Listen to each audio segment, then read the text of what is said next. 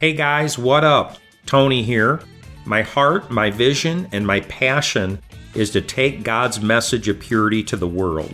The Power of Purity is a 501c3 nonprofit, and like any other ministry, the reach and impact of what we're able to accomplish through the power of purity is predicated upon the finances that we have available. In view of this, we need help. And it's only because of faithful ministry partners like you that the Power of Purity is touching lives literally all around the world. Would you consider making a donation or becoming a monthly partner with this ministry so we can continue to unleash massive amounts of destruction upon the kingdom of darkness? Every dollar you give is tax deductible, and every dollar will be used to advance the healing message of purity to a world that desperately needs it. If you've been touched and encouraged by the Power of Purity, and if you believe in the message of this ministry, would you prayerfully consider becoming a monthly partner? If so, you can visit the Power of Purity website at www.powerofpurity.org, and at the top of the page is a donations link where you can become a vital part of this ministry's impact. Thank you so much for your love, your prayer, and your partnership. God bless you. Welcome to the Power of Purity podcast, the show that empowers men to experience their sexual gift in a healthier way. Now here's your host, Tony Ingrassia. Hey guys, welcome back to the Power of Purity podcast. I'm really glad you could be with me today. And if you listened to the last episode, you know that I began an interview with some really special guests, Steve and Jamie VanValin, and we're going to continue today's episode with part 2 of that interview. And Steve and Jamie have an amazing story of God's ability to restore deeply broken people and deeply broken marriages. It's a story of God's amazing mercy and grace and power and ability to redeem broken lives. So I'm really glad you're here today, and I think you're really going to enjoy this episode. So without any further fanfare, let's just jump right back in to part 2 with Steve and Jamie VanValin. And you guys are back with me today, so welcome. Hello. It's nice to be here, Tony. I'm glad you guys are here. You guys have a pretty amazing story, and we began to get into your story last week. And Steve, you shared with us kind of this pretty weird experience you had in Seattle and how that planted some seeds in your heart and life. I gave this metaphor of the dominoes, how it was the first domino that kind of affected the sexual trajectory of your life. And then, Jamie, you began to share with us kind of the early origins of your sexual self and how you were profoundly influenced by what was going on in your family of origin, in your home, your mom and dad's relationship. Your dad left your mom. He had a ton of pornography. You found your dad's porn. That affected you. It illustrated to you what you thought men wanted in a woman. And so you went about the business of kind of trying to be like those women. And we might just continue because I think we left off there. So you kind of move forward in your adolescence in kind of a period of promiscuity. That's correct. And then where do we go from here in your story? You got married pretty young and started making babies. Is that true? I think, though, that one of the things that affected me most profoundly is when at one point when I was 15 years old, I went to a party with a friend, and at that party I was raped. And oh my gosh! And at school that next week, literally the people involved. There was a guy on the hockey team, and he was a senior and you were a freshman. Yes, and they bought themselves shirts. The cheerleaders and the hockey team bought themselves shirts that said "Jamie Who" on them, which really led me to believe that I was worthless. And so that was a pretty big event for It's me. huge. Yeah. It's huge. So am I to understand that this rape basically was public knowledge? A lot of the kids at school knew what happened. That's correct. And instead of anybody rallying around you or supporting you or demonstrating love or concern, instead they chose to make fun of you over this event. Yes, to that's mock correct. to mock you, to shame you. Yes. And how would you put words to it? How do you think that affected you? I felt very broken at that point. I was very depressed, very sad, very shamed, very. I just really did not want to be in school. I didn't want to really. I was embarrassed. So yeah, I felt pretty bad about myself. Right. And I didn't like me very much at that point. right. You didn't like yourself, and that kind of sets you up for even more darkness in a sense, because in a sense you don't like yourself, you don't respect yourself, you're depressed. It's almost like you're not even going to try to take care of yourself now. Almost like, I don't care what happens to me, I don't care what people do to me. It's almost like you're very undefended in life or something, and it's just kind of setting you up for even a darker part of your journey. Yeah, so I met a boy who was different than what I thought all the other boys was. He carried a Bible around school, and he was the only one that did defend me in that instance, and we started dating, and pretty soon I was pregnant. I was 16, and 16. yes, that's correct. And so we had a baby when I was right 17 years old, and he was breaking up with me on and off throughout my whole pregnancy, on and off, and then basically the crux of the situation is that he was not in love with me. That's what he would say. Yes. Mm-hmm. But he cared about me, but he was not in love with me. But we were having sex, and I guess that he was okay with that. Right. It feels familiar. From the story that you shared in our last episode, guys are very willing to have sex with you, but there's no love. No. So I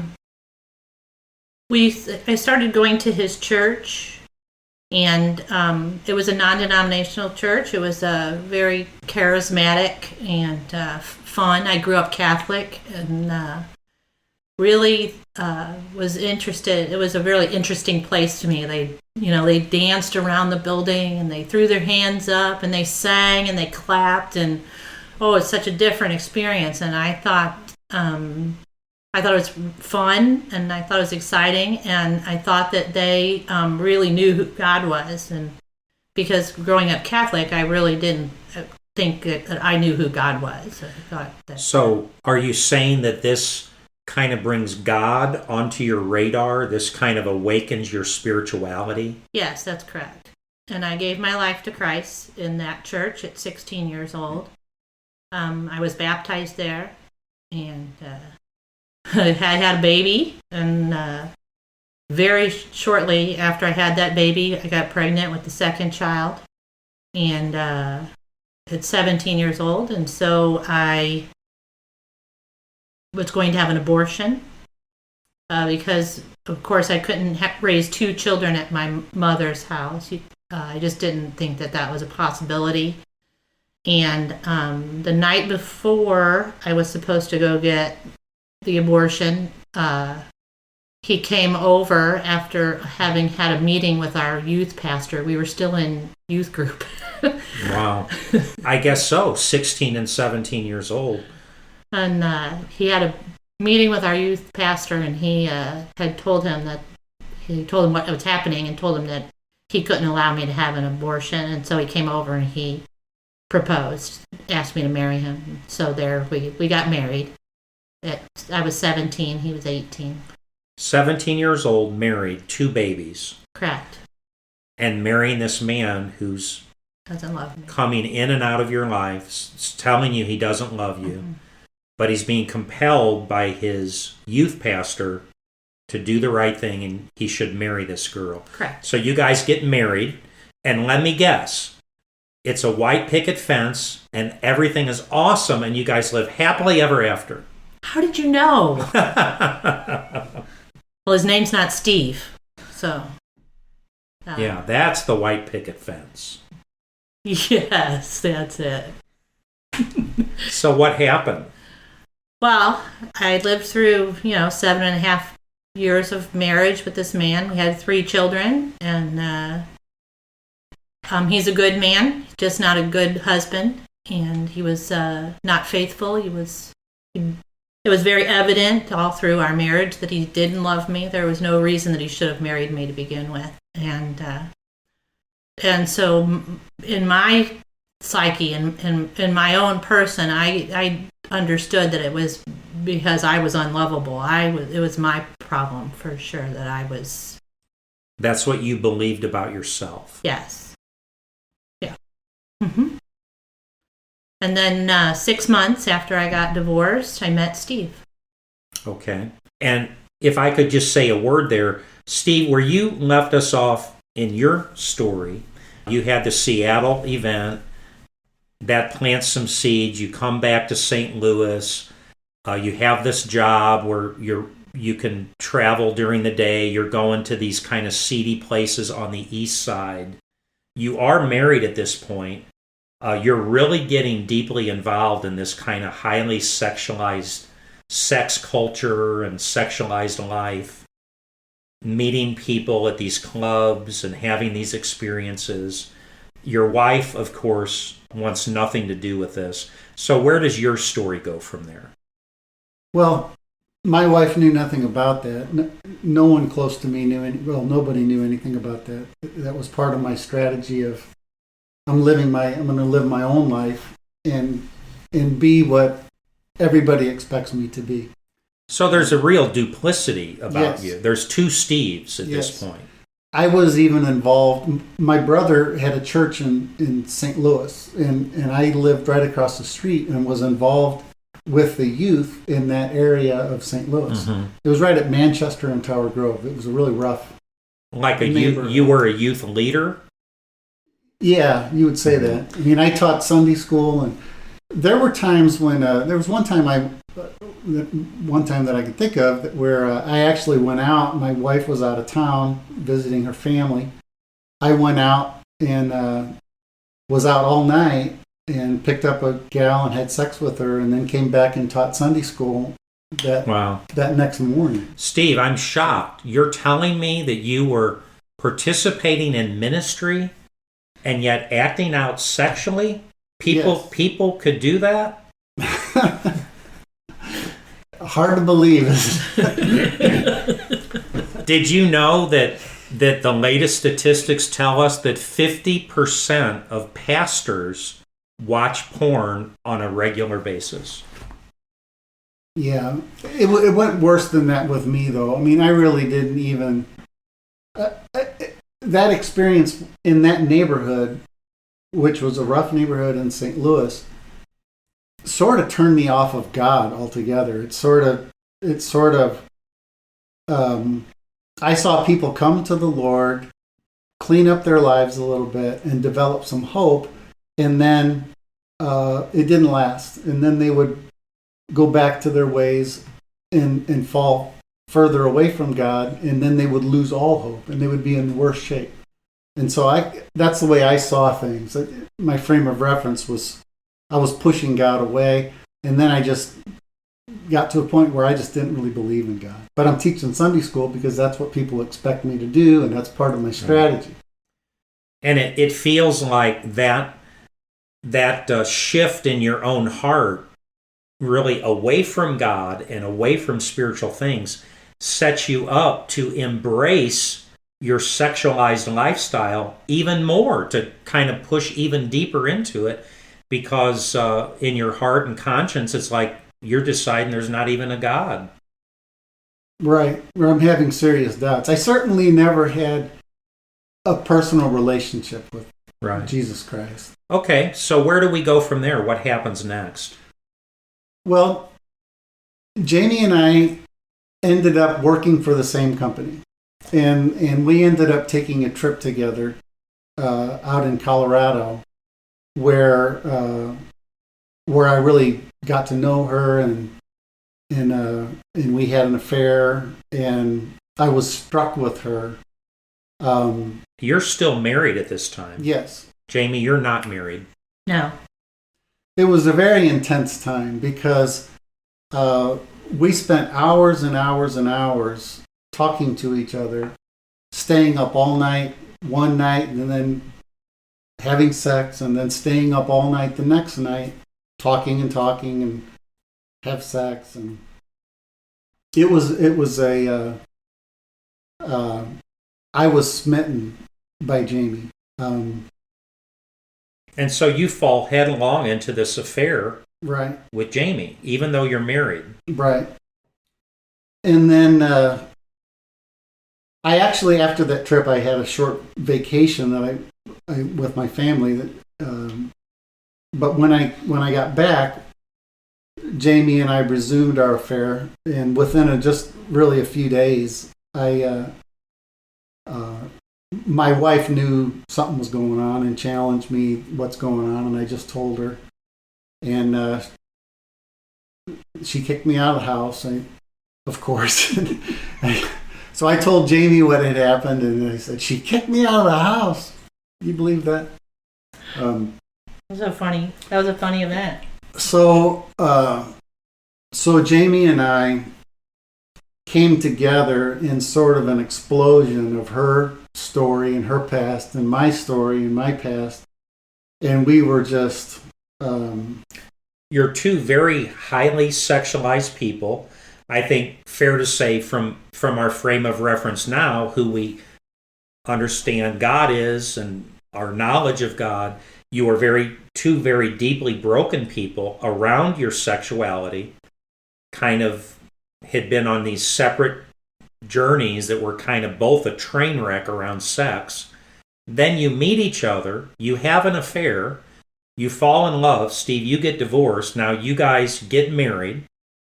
And so what happens with these two very highly sexualized people that find each other?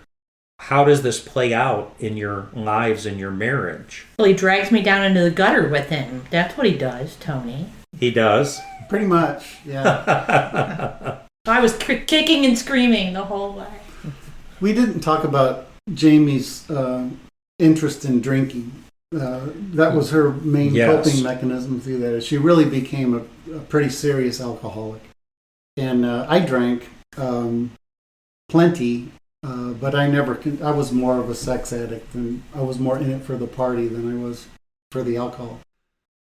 But like I said, we became very sexually adventurous, and at one point, Jamie, you can tell your story. Well, Jamie, can I just ask, so at this point in your life, somewhere alcohol comes into the scene. You start drinking heavily. You become a full-fledged alcoholic.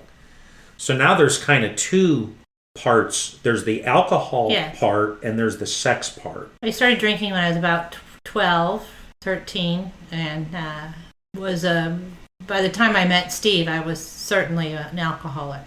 Mm-hmm. You know, I'm picturing a barber pole, the white and the white stripe and the red stripe. They spiral together. Mm-hmm. That the alcoholism and the sex parts somehow intertwine together. Is there anything to that? Well, of course. Alcohol makes you lose all of your inhibition. It just gives you the ability to do, say, or be whatever you want. I'm funnier, I'm cuter, I'm sexier, I'm better as an alcoholic. I'm a better human being. You're probably not the Jamie that you don't like. No, and I don't care either. Right. Yeah. So I don't really care whether or not other people like me as much, or I don't care as much about So it feels like the alcohol is really serving a purpose, even though it's incredibly misguided. It's helping you escape you. It's helping you escape your life. Yes, it's definitely my coping mechanism. But when you drink, it like lowers your inhibitions and invites you to be that sexualized Jamie. That's correct. So in that sense, they kind of go together.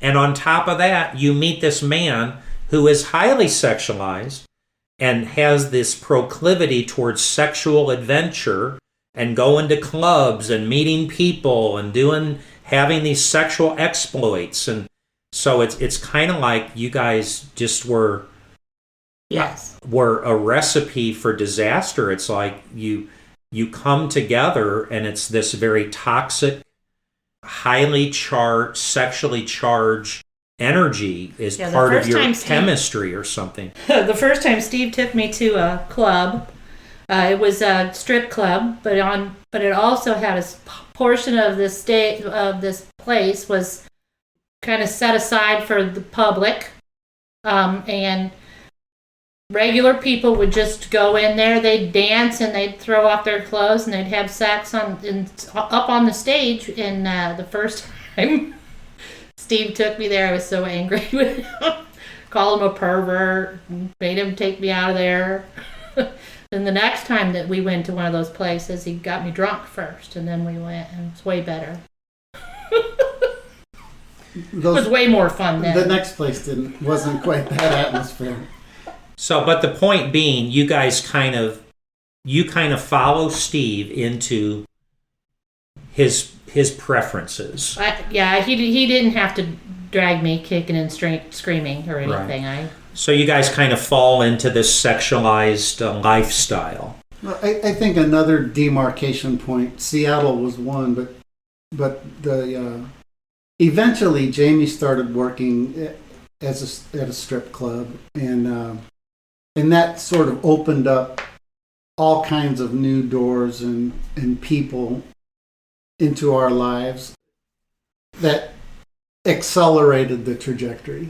So it's like-minded people, very sexualized people that are living this lifestyle and having these adventures and exploits. And so it's kind of like its own subculture or community of people that you're moving in now. And at the epicenter is sex. And alcohol. Sex and alcohol, yes. Now, I'm not sure that we need to go into all the gory details, So what... Do you want to say anything about that period? How long does that go on? 11 years. 11 years into your marriage. You guys are pretty much living this way. Okay, so I can only imagine how many stories you could tell in 11 years. Things that happened, people you met, adventures you have. We don't need all the gory details. Do you want to say anything about that time frame at all? Well, what made it even more feasible was that I had when our children were small, we had all of them, Jamie's kids and my kids, every other weekend, and then we didn't have any kids every other weekend. So from the very beginning, that gave us flexibility. And then as the children got older, as Jamie's oldest daughter, Brooke, as she became babysitting age, we were less concerned about, we were still able to go out. Right. So it's kind of like your first job afforded you the flexibility to do what you want, when you want. You guys had flexibility to kind of pursue this lifestyle. Right. Okay. So there is one thing I'd like to say about that. Okay.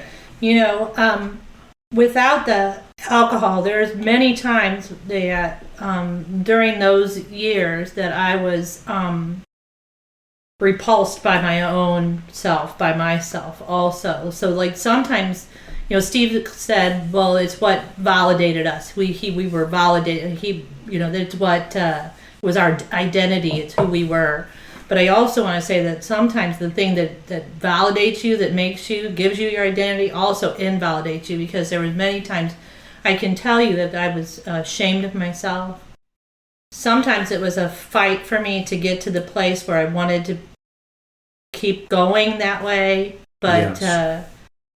so I feel like I did not like the person in the mirror very much, Right. and not just because of my alcoholism, but also because of the way we lived our sex life, but because of the way we lived our marriage. Right.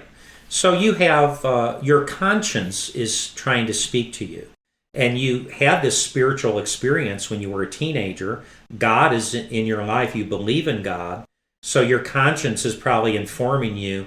And in your clear moments, your conscience is convicting you. You have a sense that you're not living right, a sense of conviction. I can only imagine that it was in moments like that you would turn to alcohol to just kind of numb that voice, kind of deaden that. And Yes. Yeah, and I had a lot of the same thing, in that I often just wondered, why am I, like I said last week, why am I like this? I couldn't figure out, is anyone else as bound up in sex as I am? I just didn't think so, and I couldn't figure out why. right. So you knew, I mean, even you knew that, like, the way we're living, the way I am, is like out of the ordinary. Like, Yes. regular people aren't this extreme. Like, we are way, way out there when it comes to the sex thing. Right. But we were also very deeply, deeply attached to each other and cling to each other and loved each other. And but it got to a point, though, where Jamie's alcoholism was really getting worse and worse, and I started to talk about that with her, like, Jamie, you're a little bit out of control. And it got to a point where it's like, Jamie, I don't know how long I can live like this. I don't know when it might be, but I just don't think I can be with an alcoholic my whole life. I drank a lot, but I just didn't have the allergy and the obsession that Jamie did. The obsession and the allergy, as AA puts it. So anyway, in 2001, the summer of 2001, my mom came down with cancer, and she died very quickly. And we spent 10 days. 10 days. We were with my family for 10 days. And it was very uncomfortable for Jamie. She never was comfortable around my family for obvious reasons. And anyway, for the first time in all this time I was with Jamie, I felt God's presence in the house as my mom was dying. Wow. And my siblings came back and forth different times, but Jamie and I stayed up there. And I found a stack of notebooks that were actual prayer journals that my mom prayed every morning at 6 o'clock in the morning. They were dated, and each page had a date and a time. And then page after page, I just read every single day about my mom praying for me. And she would write out her prayers. Yes, yeah, and we read this, and it had a big impact on me. Like, it softened your heart. Like, God used that to do something in your heart to begin to woo you. Yes, I think that softening your heart's a really good way to put it, because I started to long for a relationship with God, because I felt like God is real. I felt like, for the first time in a long time, I knew, I could say that I know my mom is in heaven after she died. Praise God. And I just had this overwhelming feeling that didn't quite go away, because we resumed our lives when we went back to St. Louis. But 6 months later. Can I say an observation? Yeah. It just feels like, though, God is setting things up almost like a chess match, because he's softening your heart and positioning you, wooing you where you're becoming more open to spiritual things. And at the same time, there's like this crescendo. You guys are moving in a kind of crescendo in your relationship around Jamie's alcoholism, where it's becoming less and less acceptable to you, where almost like it's positioning you to be in the place like, we're going to have to change our life. You're going to have to stop drinking. And Jamie, I think for you, if you stopped drinking, it was going to be hard for you to maintain the sexual lifestyle. Well, I explained to him that if you want me to stop drinking, then you're going to have to give up all the extracurricular sexual activity where we will not be. If I'm not going to be continuing to drink, we will not be continuing in that lifestyle. Wow. Right, and I understood that. I think I knew that. My mom passed away in August, which is right in the beginning of football season. And so, Jamie, you can take it from Who here. quits drinking during football season, really? You guys are big football fans. Yes. And you love Mizzou, is that right? No, go blue. No, Michigan. We Wolverines. love the Michigan Wolverines. And the Rams were doing great. That was a joke. I know. You know, and there was another... Mizzou's all right. Steve and Jamie, for my audience, have two gods. The living God, Jehovah, and Michigan football. Hallelujah. They're a lesser god. Yeah, and I've made a point to make that even more of a lesser god in recent years. But hey guys, with that, I'm going to have to jump into this episode because the clock tells me that we're out of time for today. But please come back next week for the continuation of this exciting and amazing story from Steve and Jamie VanValin. And you know how they tell jokes and they always say, I've got good news and bad news. What do you want first? And I've noticed that people always seem to want the bad news first. And let me just promise you that Steve and Jamie's story, it's an amazing story. It's a powerful story. It's a story of redemption. But it's a story of bad news, but then also a story of good news. And these first two episodes, we've kind of heard the story of the bad news, but stay tuned because I promise the good news is coming up and you're not going to want to miss what they have to share next week in the third episode of their story. So I'll look forward to seeing you next week. Thanks for tuning in. God bless you and have an awesome day. Thanks for listening. Visit powerofpurity.org for more resources and information. And if this podcast has been helpful or encouraging, please invite a friend to listen. Until next time, remember, there's power in purity. The Power of Purity Podcast. Real talk for real men who struggle with real temptation in the real world, who are ready for real answers and real success. The Power of Purity Podcast.